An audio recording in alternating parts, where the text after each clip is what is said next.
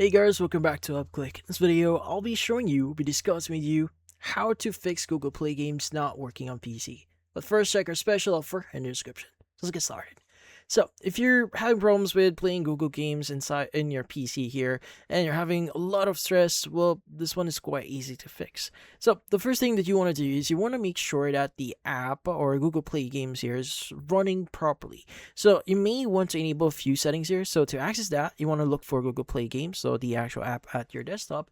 You want to go and right click on it, and you want to go and choose the properties option.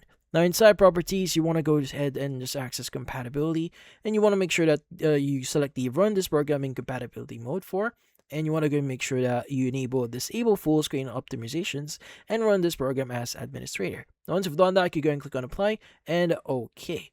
Now, once you've done that, the next thing that you want to do is you want to access a specific app.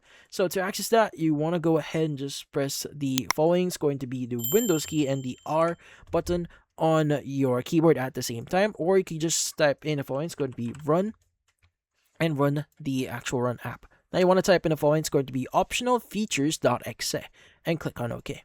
Now this will open up Windows features. Now in here, what you need to do is you want to go ahead and scroll down in here, and you want to look for two options. So first is going to be the Hyper-V. So if you do see Hyper-V in here, usually after Telnet client or TFT client here. So if you do see that, you want to go and make sure to enable that.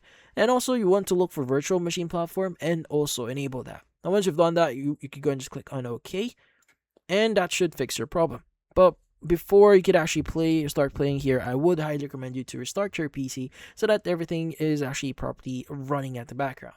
And also, if this does not work, well, in this case, you may need to enable in this case, virtualization in your PC. So some PCs does not support that and some do.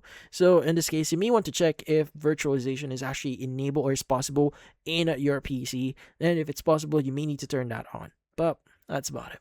So if you found this video helpful, hit the like and subscribe button and watch our next video.